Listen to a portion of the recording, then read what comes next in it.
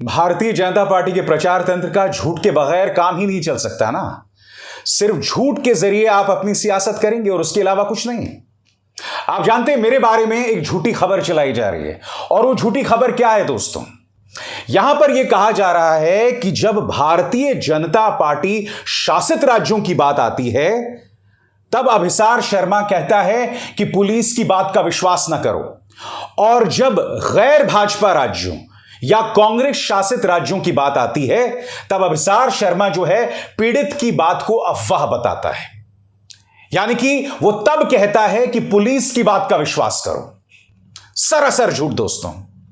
और मैं आपको बतलाता हूं दोस्तों, ये झूठ बोल के इन्होंने खुद को एक्सपोज कर दिया है। कैसे, मैं आपको बताता हूं। घटना उडुपी की है, कर्नाटक की उडुपी की, जहां यह आरोप लगाया गया था कि तीन मुस्लिम लड़कियों ने एक टॉयलेट में फोन रखा और वहां पर रिकॉर्डिंग की और वो फुटेज बाहर लीक कर दिया। झूठी खबर, क्योंकि जिस वीडियो का हवाला दिया जा रहा था वो उस टॉयलेट का था ही नहीं, वो स्कूल का था ही नहीं। झूठ नंबर 1।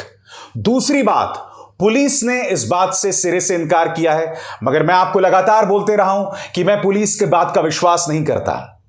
वहां पहुंचती हैं बीजेपी नेता खुशबू सुंदर, वो खुद बोलती हैं कि सरासर झूठी खबर है। अब बीजेपी वालों को मिर्ची लग गई।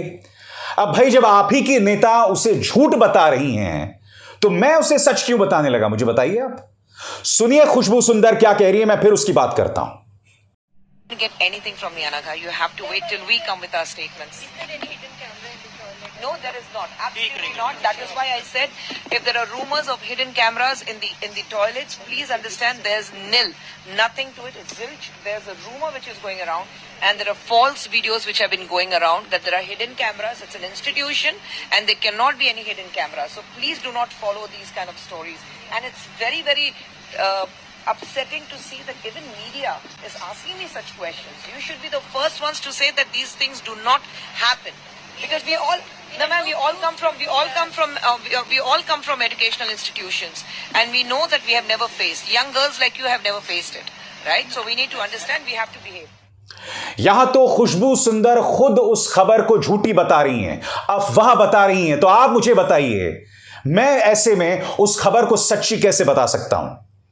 और मैं चुनौती देता हूं कि उडुपी में भी बताइए मैंने कहां कहा है कि पीड़ित जो है वो झूठ बोल रही है। पहली बात, पीड़ित है कौन? दूसरी बात, बीजेपी के प्रचार तंत्र को अपनी बात रखने के लिए झूठ का सहारा लेने की जरूरत क्यों पड़ती है? और झूठ कौन सा? कि इन्होंने एक वीडियो वायरल किया, इसमें यह बताया कि साहब ये जो वीडियो है वो उसी टॉयलेट का है, जबकि उस वीडियो का उससे कोई लेना देना नहीं है। कोई वीडियो बाहर लीक नहीं हुआ, फिर भी ये लोग झूठ बोल रहे थे। तो फिर तुम मेरे बारे में ये झूठी खबर क्यों चला रहे हो कि कांग्रेस शासित राज्यों और भाजपा शासित राज्यों में मेरे अलग अलग मापदंड हैं? झूठ बोल रहे हो तुम।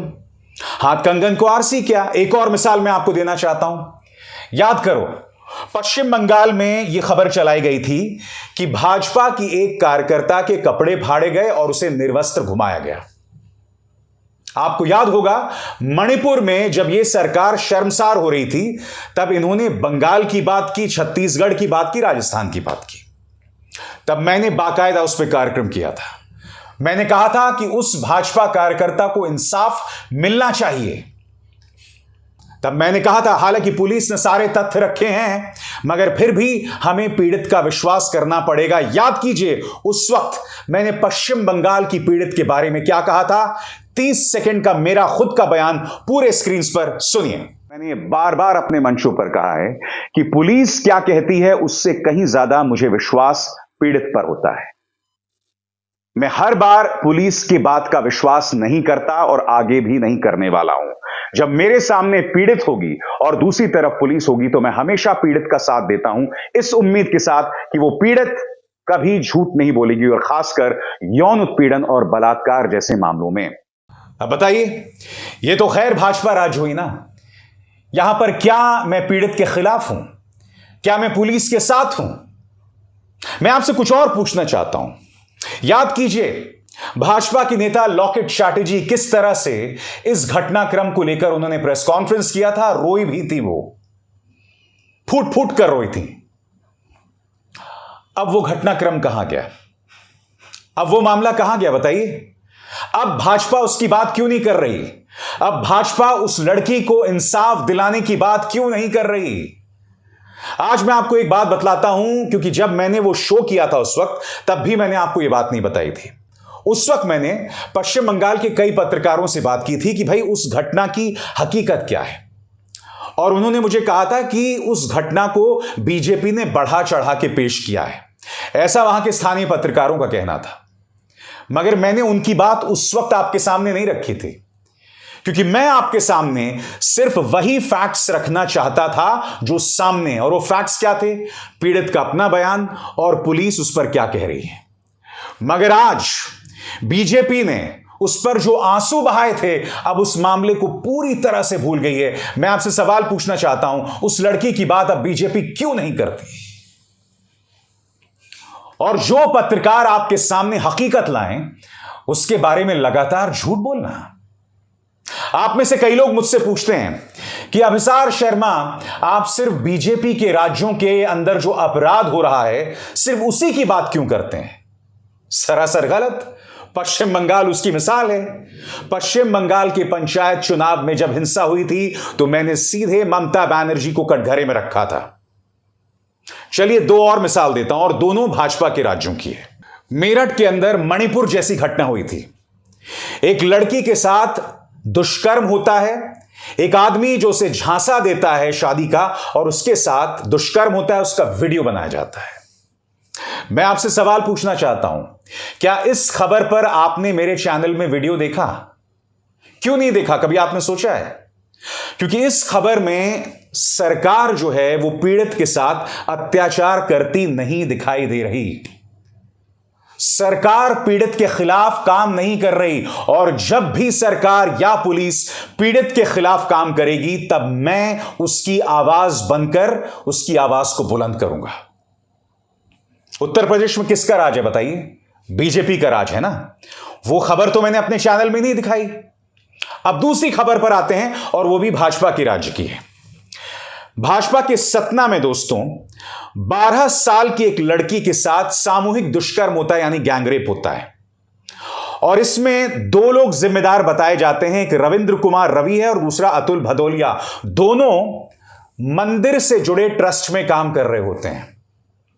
मैं फिर आपसे सवाल पूछना चाहता हूं, क्या इस खबर को आपने मेरे चैनल में देखा? क्यों नहीं दिखाया मैंने? क्योंकि इस खबर में कहीं पर भी, कम से कम जितना मैंने पढ़ा, सरकार पीड़ित के साथ अत्याचार नहीं कर रही है, और उन्होंने तुरंत उन लोगों पर कार्रवाई की, घर पे बुलडोजर चला दिया।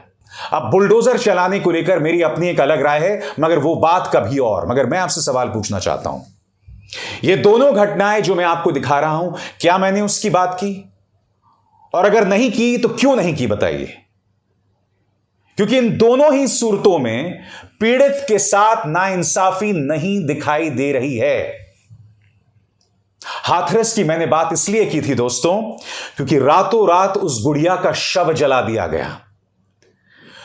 मां गुहार करती रही, चिल्लाती रही कि मुझे अपनी बेटी को मेहंदी लगाने दो, मगर वो तक नहीं करने दिया गया।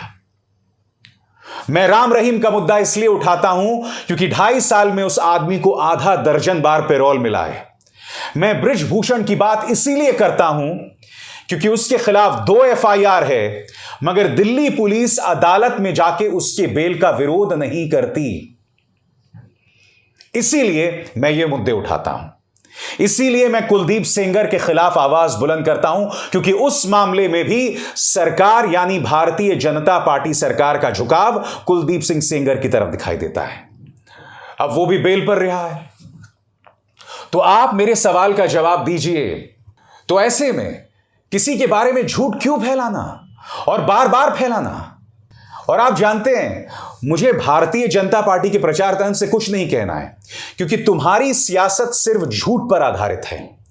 तुम अपनी राजनीति सिर्फ और सिर्फ झूठ पर कर सकते हो और उसके अलावा कुछ नहीं। तुम्हारा प्रचार तंत्र सिर्फ झूठ कह सकता है। मुझे दया किस पे आती है बताता हूं। जो लोग भाजपा के उस झूठ पर, भाजपा के प्रचार तंत्र के उस झूठ पर विश्वास करते हैं, क्योंकि वो लोग क्या कर रहे हैं, यानी बीजेपी क्या कर रही है, वो लोग ये झूठ फैलाकर सिर्फ अपनी सियासत करना चाहते हैं, अपने वोट बटोरना चाहते हैं, मेरे जैसे पत्रकारों को डिस्क्रेडिट करना चाहते हैं जो सत्ता से आंख में आंख डाल के सवाल करते हैं। मगर आप जो जनता इस पर विश्वास करती है, सही मायने में भारतीय जनता पार्टी का प्रचार तंत्र आपकी बुद्धि, आपकी समझदारी पर एक करारा तमाचा मार रही है। आपसे यह कह रही है कि हम कुछ भी कहेंगे आप उस पर विश्वास कर लेंगे। याद कीजिए, राहुल गांधी की जब भारत जोड़ो यात्रा शुरू हुई थी, पहले दिन से ही झूठ बोलना शुरू कर दिया गया। और ऐसा नहीं है कि वो झूठ भाजपा का प्रचार तंत्र बोल रहा था, वो झूठ संबित पात्रा बोल रहे थे, वो झूठ जो है भाजपा के दक्षिण के एक नेता बोल रहे थे, स्मृति ईरानी बोल रही थी, अमित शाह भी गलत बयानी कर रहे थे। क्यों? इसीलिए मैं आपसे बार बार कहता हूं, अगर आपको लगता है कि मैं सिर्फ बीजेपी से सवाल करता हूं, तो मुझे बताइए, आजाद भारत के इतिहास में ऐसी कौन सी पॉलिटिकल पार्टी रही है, और वो भी मैं बता दूं 2014 से पहले वाली बीजेपी नहीं, मैं पिछले 9 साल वाली बीजेपी की बात कर रहा हूं। मैं अटल जी वाली बीजेपी की बात नहीं कर रहा हूं, मैं आडवाणी जी की बीजेपी वाली बात नहीं कर रहा हूं। मैं बात कर रहा हूं उस बीजेपी के जिसकी नुमाइंदगी प्रधानमंत्री नरेंद्र मोदी और अमित शाह करते हैं। आखिर इन्हें हर मुद्दे पर झूठ बोलने की जरूरत क्यों पड़ती है? और मैं आपको बतला दूं, झूठ बोलना मानो भारतीय जनता पार्टी में एक बहुत बड़ी उपलब्धि, फख्र के तौर पर देखा जाता है। मैं आपको याद दिलाना चाहूंगा, 2018 के चुनावों से पहले Amit Shah Bharatiya Janata party IT cell के तमाम जो कार्यकर्ता हैं उन्हें संबोधित करते हैं, और मैं आपको बताता हूं उस मीटिंग में क्या कहा जाता है। ध्यान से सुनिएगा मेरी बात। उस मीटिंग में अमित शाह कहते हैं कि हमारे कार्यकर्ताओं ने उत्तर प्रदेश में एक झूठ फैलाया, और वो झूठ क्या था कि अखिलेश यादव ने अपने पिता को तमाचा मारा, थप्पड़ मारा।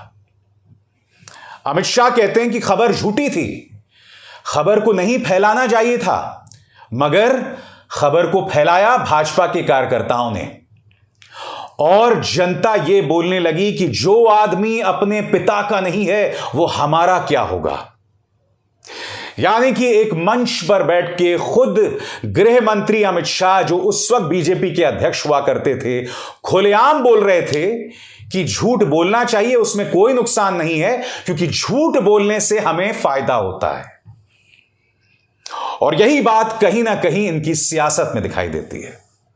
आज अखिलेश यादव ने नेताजी को, मतलब मुलायम सिंह को चाटा मारा।